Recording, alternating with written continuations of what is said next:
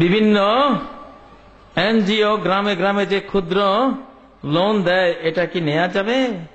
এটা তো শুকুরের গোস্ত, ঠিক শুকুরের গোস্ত। এটা রেবা, সুদ, সুরের গোস্ত চেয়ে মারাত্মক। 72টা মহাপাপ এটার ভিতরে লুকিয়ে আছে। একবার সুদে যারে পাইছে, দারিদ্র কয় তোর বাড়ি চিরদিনের জন্য আইলাম আমি। ঠিক, সুদ হলো মোটা মিয়াকে আরো মোটা মিয়া বানাবে, আর দরিদ্র মিয়াকে আরো একবারে রস সহ চুষি খাইবে। মাকড়সা যেরকম জালের মধ্যে ফেলতে পারলে মাছিটাকে খাই ফেলাছে, কি খাইছে? রসটা খাইছে সে চুষা, আর বডিটা ফেলে দিছে। সুদখোরেরা আমাদের মায়েদের, আমাদের এই তৃতীয় বিশ্বের মানুষগুলির রস চুষে খেয়ে চলে যায়। কথা বলছেন?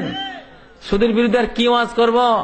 সুদ যে খায়, লানাল্লাহু আকিলার রিবা ওয়া মুকিলাহু ওয়া কাতিবাহু ওয়া শাহিদাইহি, আল্লাহর অভিশাপ, আল্লাহর লানত, আল্লাহর রহমত থেকে বিতাড়িত, এক্সপেল করে দেওয়া হয়েছে তাকে, যে সুদ খেয়েছে। 2 নম্বর, যে সুদ আরেকজনকে খাইয়েছে। 3 নম্বর, যারা সুদ লিখেছে। 4 নম্বর, যারা সুদের সাক্ষী হয়েছে। এক্সপেলড আল্লাহর রহমত থেকে, জান্নাত থেকে। ফাউলাইকা আসহাবুন নার হুম ফিহা খালিদুন। সুদ হারাম, হারাম হওয়ার পরেও যারা আবার সুদ খাবে, এরা জাহান্নামী, চিরকাল জাহান্নামে থাকবে, কোনোদিন মুক্তি নেই। এত বড় ভয়াবহ পাপ। মুসলমান খবরদার, কোন সুদে যাবেন না। হারাম খেলে চরিত্র থাকে না।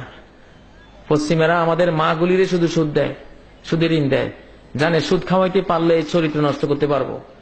আদম আর হাওয়াকে সুদ খাওয়াইয়া, হারাম খাওয়াইয়া চরিত্র নষ্ট করেছে, ল্যাংটা করে ছেড়ে দিয়েছে। ঠিক না? মুসলমান মা গুলিকে সুদ খাওয়াইয়া এদের চরিত্র হরণ করতে হবে, এই জন্য সুদ খাওয়ায়। হারাম, হারাম। খবরদার, কোন মুসলমান আগামীকালের বিচার দিবসে যদি মুক্তি চান, তাহলে সুদ থেকে বিরত থাকবেন। যদি সুদী ব্যাংকে চাকরি থাকে, একটা ভালো ব্যাংকে জব নেওয়ার চেষ্টা করেন। আল্লাহর কাছে বলেন, এখনই ছাড়বেন না, একটা পেলে এটা ছেড়ে দিবেন।